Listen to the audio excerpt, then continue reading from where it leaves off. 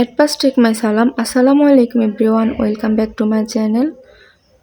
আবারও ফিরে এসেছি আপনাদের মাঝে নতুন একটি ভিডিও নিয়ে। আজকে আপনাদের করে দেখাবো মুরগির মাংসের ভিন্ন স্বাদ।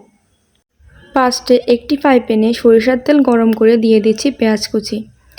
পেঁয়াজগুলোকে কিছুক্ষণ ভেজে নেব। দেন দিয়ে দিচ্ছি একটি কিউব করা টমেটো।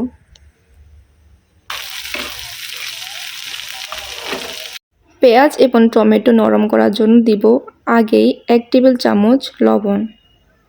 এখন ঢাকনা দিয়ে ঢেকে দিচ্ছি। ঢাকনা সরিয়ে নিচ্ছি। এখন এটি 60% সিদ্ধ হয়ে গেছে। এখন আমি ইউজ করব 2 টেবিল চামচ রসুন বাটা এবং 2 টেবিল চামচ আদা বাটা।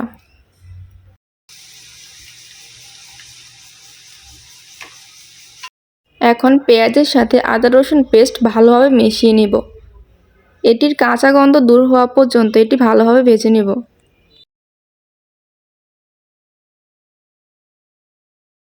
ঢাকনা খুলে কিছু পরিমাণ পানি দিয়ে আবারও কষিয়ে নিব।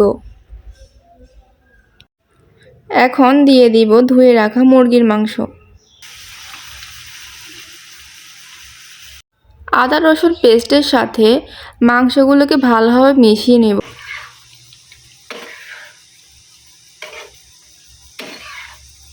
এখন ঢাকনা দিয়ে ঢেকে মাংসগুলোকে ভালোমতো কষিয়ে নিব। ঢাকনা খুলে নিচ্ছি। এবার খুব ভালোমতো নাড়তে হবে যাতে নিচ দিয়ে পুড়ে না যায়। যখন এর কালারটা এরকম লালচে বাদামি রঙের হয়ে আসবে তখন মাংসের মধ্যে গুঁড়ো মশলা দেওয়ার সময় হয়ে আসছে। এখন ইউজ করব 1.5 টেবিল চামচ মরিচের গুঁড়ো এবং 1.5 টেবিল চামচ হলুদের গুঁড়ো।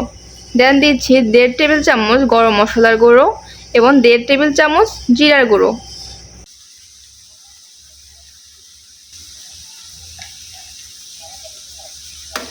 এখন মাংসের গায়ে খুবই আলতোভাবে মশলাগুলো মিশিয়ে নিতে হবে।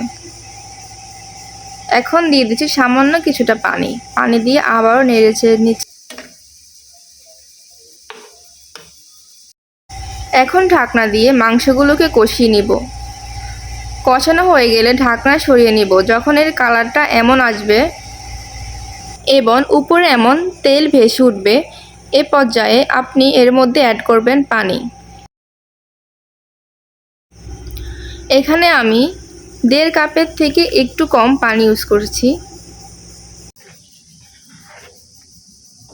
এই তো রেডি হয়ে গেল আমাদের দ্বিগুণ স্বাদের চিকেন কষা।